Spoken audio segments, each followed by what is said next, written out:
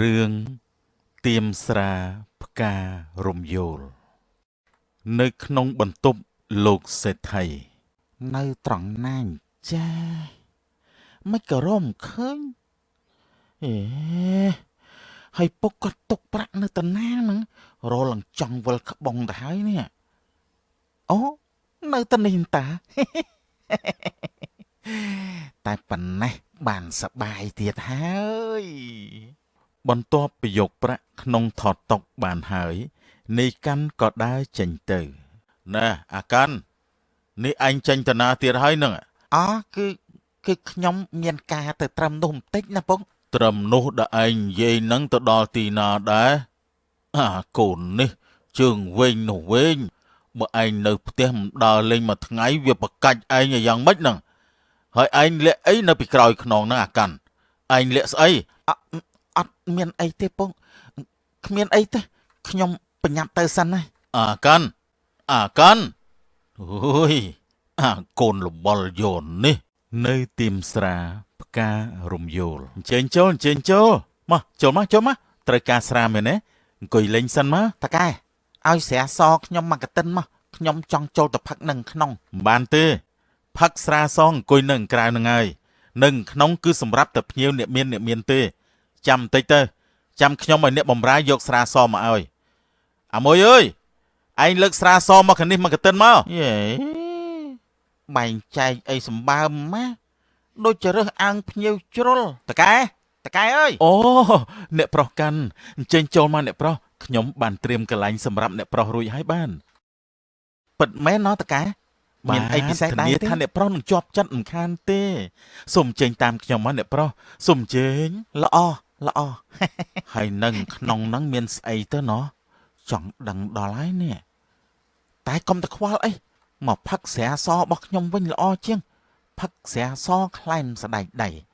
អាពួកម៉ាក់នងក៏វាយូរទៅទៀតហើយណែសែងនេះឯងលួចមកផឹកស្រាទៀតហើយអីអាកូនចង្អាយយោននេះលួចប្រាក់ប្រពន្ធយកមកទិញស្រាផឹកឯងចាំមើលទៅដល់ផ្ទះអត់ទេពុកអត់ទេខ្ញុំមានបានលួចឯណាពុកឯងកុំចេះថាពេកមើលចេះតែថាក្បាលឯងអីនាងលមៀតប្រពន្ធឯងកំពុងអង្គុយល្អូអាសែង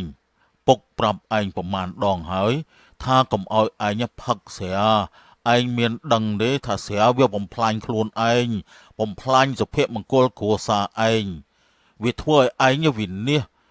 បានហើយឆាប់ដាក់កតិនស្រាចុះហើយត្រឡប់ទៅផ្ទះវិញភ្លាមឲ្យឆាប់ឡើងហើយពុកហើយពុកមិនដឹងស្អីពុកឯងទេ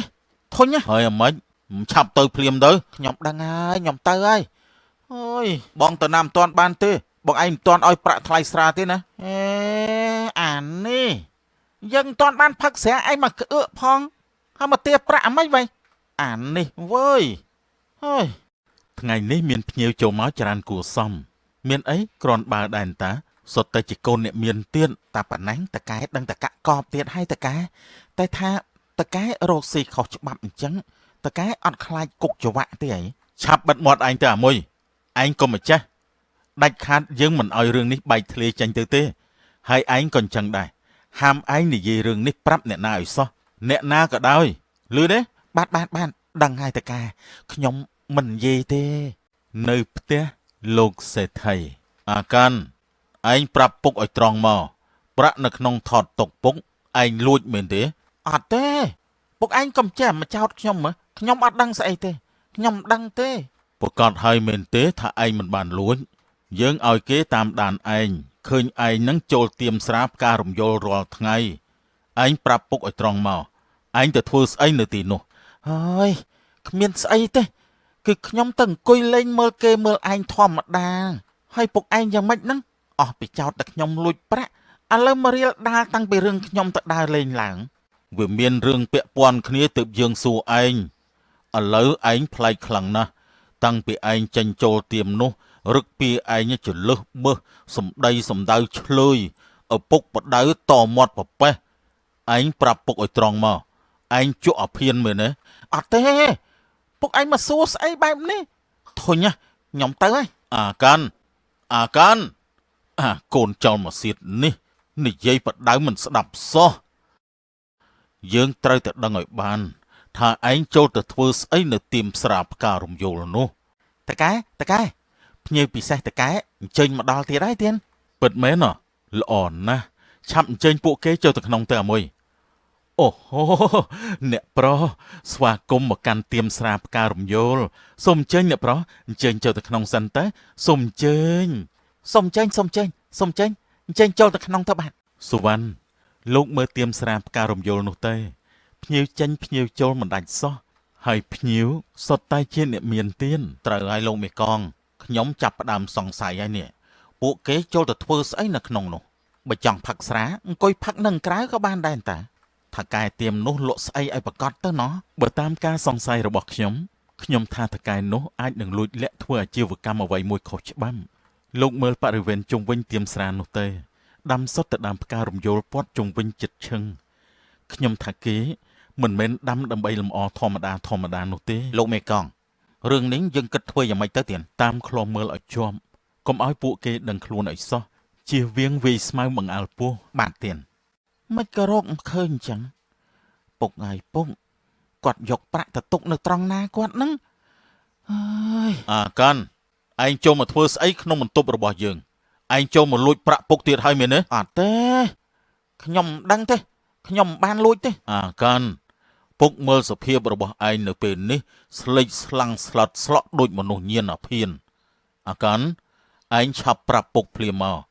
ឯងជក់អាភៀនមែនទេអត់ទេខ្ញុំមិនដឹងខ្ញុំមិនបានជក់ទេពុកខ្ញុំត្រូវការប្រាក់ឲ្យខ្ញុំសុំប្រាក់ខ្លះមកពុកខ្ញុំត្រូវប្រញាប់ទៅទៀមនោះខ្ញុំប្រញាប់ពុកខ្ញុំប្រញាប់អាកាន់ឯងត្រូវការប្រាក់យកទៅទិញអាភៀនមែនទេទៀមស្រាផ្ការំយល់នោះលក់អាភៀនមែនទេអត់ទេខ្ញុំមិនដឹងខ្ញុំត្រូវប្រញាប់ទៅទៀមផ្ការំយល់ពួកអាដែងចូលមកនេះភ្លាមចូលមកចាប់អាកាន់ឲ្យជាប់កុំឲ្យវាចេញពីផ្ទះនេះទៅបានចាប់ឲ្យជាប់អត់ទេលេងអញទៅចាប់វាឲ្យជាប់កុំឲ្យវារត់ទៅបានឲ្យសោះថាកែទៀមស្រាផ្ការំយល់ឯងចាំមើលណាតកែវិវោឲ្យតកែមានរឿងស្អីឯងហ្នឹងអាមួយគឺកងអង្គរៈចូលមកឲ្យតកែឯងថាម៉េចចង្រៃយោយើងស្មានមិនខុសមែនការពិតឯងរកស៊ីខុសច្បាប់មែនលួចលាក់ជួញដូរអាភៀននៅក្នុងទៀមស្រានេះថ្ងៃនេះឯងអស់លាក់ហើយកងអង្គរៈចូលទៅចាប់ពួកវាអស់ទេអត់ទេលេងយើងទៅប្រាប់ថើលេងទៅបញ្ជូនអាថកែនេះនិងបពពួករបស់វាទៅសាលាស្រុកឥឡូវនេះភ្លាមឲ្យឆាប់ឡើងទៅអត់ទេលេងយើងទៅខ្ញុំសូមអរគុណលោកមេកងហើយណាដែលលោកបានបោះសម្អាតអាថកែទៀមស្រាគម្រក់នោះព្រមទាំងបពពួករបស់វាបានយ៉ាងស្អាតតែប៉ុណ្ណេះស្រុកភូមិនេះបានស្ងប់សុខហើយខ្ញុំទេដែលត្រូវអរគុណលោកសេដ្ឋីព្រោះតែលោកបានផ្ដល់ដំណឹងទើបខ្ញុំអាចកំទេចសម្បុកចាប់មេខ្លោងពួកវាយកទៅដាក់ទោសតាមច្បាប់បានហើយចុះពេលនេះកូនប្រុសរបស់លោកសេដ្ឋីគេយ៉ាងម៉េចទៅហើយគេបានធូរច្រើនហើយតែខ្ញុំត្រូវនៅតាមដានមើលគេបន្តទៀតហើយជាម៉ែជាឪគេមិនស្រួលទេលោកមេកងអើយ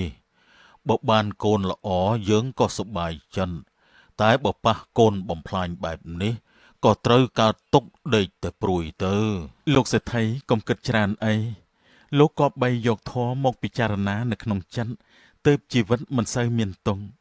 ជួនកាលដែលលោកមកជួបនឹងកូនមិនល្អបែបនេះវាអាចជាផលនៃបាបកម្មដែលលោកសាងមកពីអតីតផលកម្មទោះល្អក្តីអាក្រក់ក្តីក៏ត្រូវតែទទួលព្រោះគ្មាននរណាមកទទួលជំនួសយើងឡើយស៊ូណាលោកសេដ្ឋីគ្រប់យ៉ាងនឹងបានប្រសើរឆាប់នេះបានពិតជាអរគុណខ្លាំងណាស់លោកមេកងអរគុណតម្លៃអប់រំការជួញដូរគ្រឿងញៀនជាអំពើខុសច្បាប់នាំឲ្យមានទោសសាបព្រោះពូជណាផ្លែផ្កាពូជនោះ